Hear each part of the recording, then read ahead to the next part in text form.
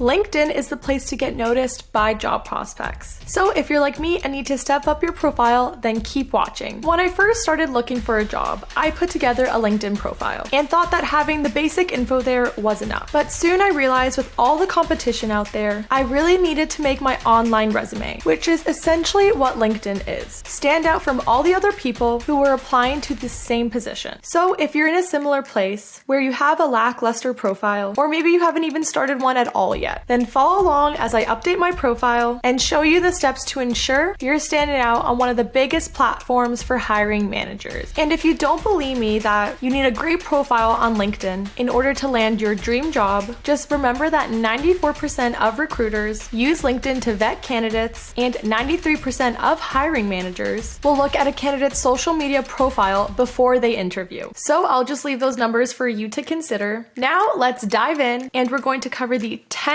essential steps to take a drab or non-existent profile to something that will help you get found online and noticed by recruiters.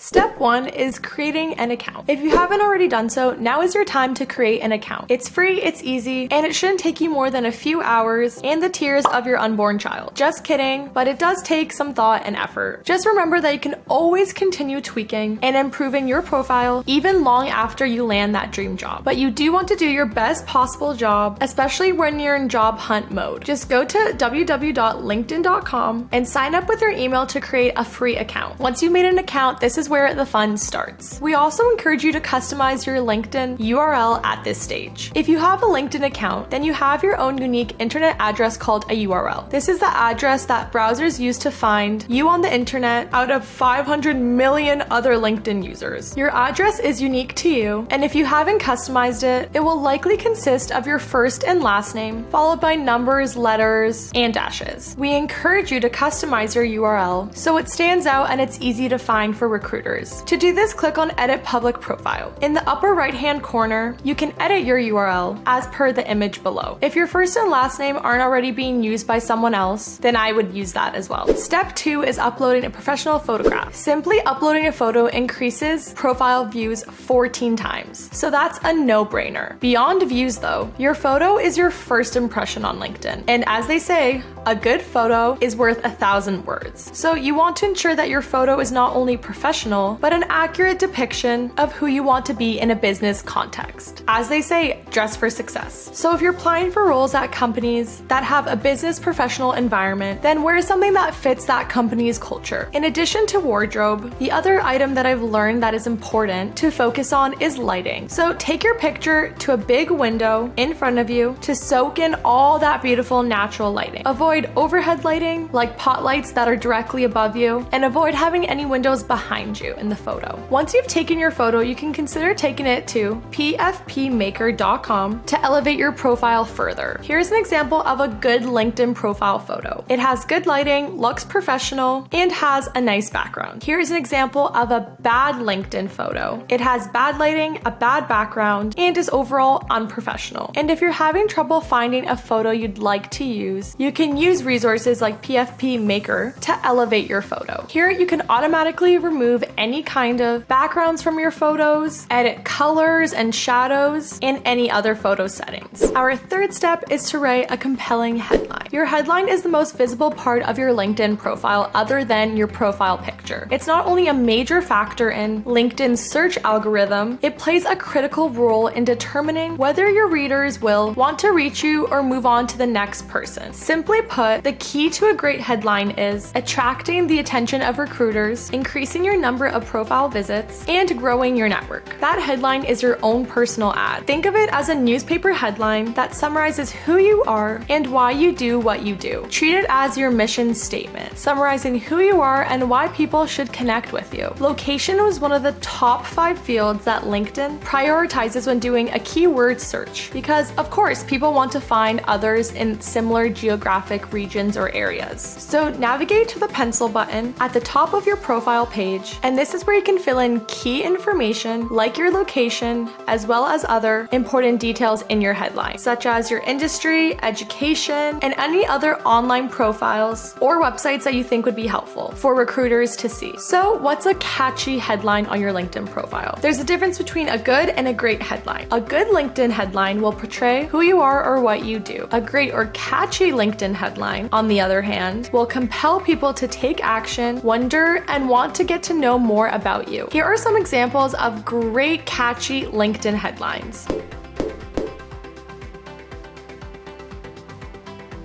The advantage to crafting a catchy headline is that it captures people's attention and they tend to remember your profile and remember you. So let them know who you are and give them a little oomph that makes them want to read on. Step 4 is writing a compelling summary. Below your picture, name, location, company, and school, you have the opportunity to write a summary about yourself. This is a great opportunity to communicate your brand as well as use several of your keywords. As a starting point, you can cut and paste the summary from your resume, but I would encourage you to get creative here and try to make a summary that will stand out. You are able to write up to 2,000 characters, including blank spaces, so there are a lot of creative uses of this space. Step 5 is to describe your experience. As a job seeker, we want to be found for our skills and abilities, not for something as trivial as keywords. The first challenge is a computer. Computers aren't smart enough to distinguish the difference between the nuances of sentences, so instead,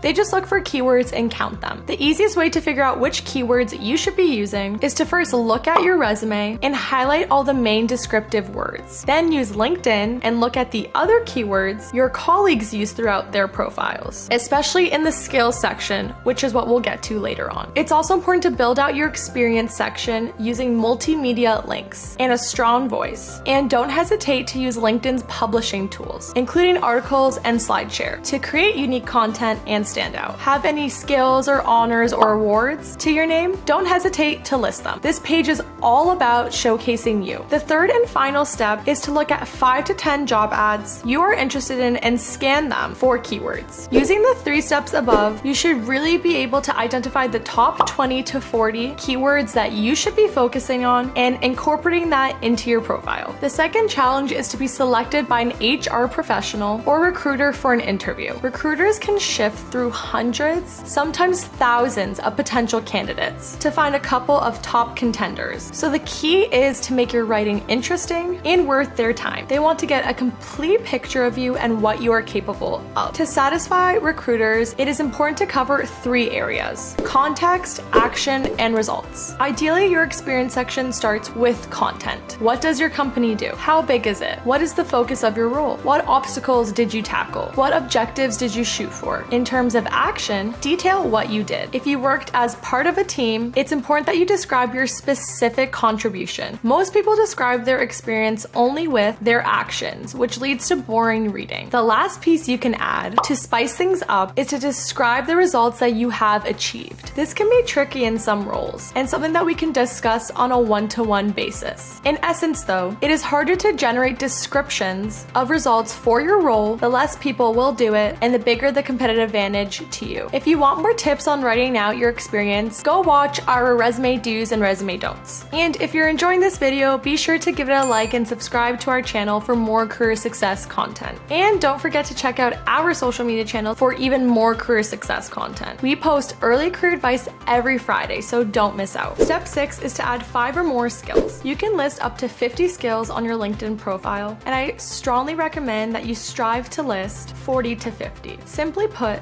the more skills you list, the better the chances you have for coming up as a top match for recruiters for different roles. You'll see on my profile I have about 30, so let's add some more. To manage your skills, click on the Add a New Skill link in the top right-hand corner as shown by the yellow arrow above. From the work we just did with our keyword research, I can pull a bunch of these keywords that describes critical skills I can perform like writing, filming, and editing. It's also important to consider all the ways that different companies describe your skills. For example, if one company calls one of your skills sales and one company calls it business development, then list both. You never know what search terms a recruiter is going to favor, so cover all your bases. Deleting a skill is as simple as clicking on the blue crayon-like symbol to the right of Add a New Skill. You can delete a skill by clicking the X to the left of it as per the orange arrow below. You can also change the order of your skills by clicking on the 4 horizontal lines as per the yellow arrow below and then moving the skill up and down as desired. Other people can recommend you for skills you haven't added yet, so there might be times you'd like to delete or at least move them around a bit. When adding a skill, I recommend, whenever possible, you pick the skills from the drop-down menu that appears once you start typing the skill that you're adding. For example, I start to type in Sales Manager, and you can see how a number of titles with the word Sales Manager appears. This just means that other people have used these titles already to describe their skills, or recruiters have conducted searches using these words. You can of course create a brand new skill too. To demonstrate this, I created a new to LinkedIn skill called Master of Killing Plants, which in part also reflects my personality and humor. Step 7 is to fill out education. This step is pretty straightforward, but here are a couple tips. As you start to write out your school's name, look at the drop-down menu and click on your university to get the logo beside their name. Logos add visual appeal and credibility. This tip applies equally to your experience section, assuming your current or past company have a company page on LinkedIn. And our last tip is to list specializations that help you feature or repeat your keywords. Step 8 is to add 50+ professional connections. I cannot stress enough how important building your LinkedIn network is, not only right now while you're looking for a job, but all throughout your career. As you change jobs, shift industries, or are looking for collaboration partners, having a database of all of your past contacts is super valuable. The easiest place to start is to start by adding all the people you already know. So friends, colleagues, people you went to school with, your parents' friends. Don't be shy, as you never know who will become a great connection for you and will assist you in your career. Also, once you're connected to someone, their connections are one step closer to you and may become aware of your profile or any content that you post. Here are some tips to help start building your network. Near the top of the page, click on My Network as per the green arrow below. If you have Gmail, Yahoo, or Hotmail accounts, then you can give LinkedIn permission to sync with your email address. LinkedIn will look for the email addresses of people in your directory who already are on LinkedIn. I suggest going through each one and unselecting those people that you do not want to connect with. The default is to invite everyone. Also, LinkedIn will tell you who on your directory isn't on LinkedIn yet. Invite all those people that you think would benefit from having a LinkedIn profile. This is how I joined, and many other people, so why not pay it forward a little? You can also accept invitations from people asking to connect with you. When it comes to building your network, there are 2 philosophies: accept most invitations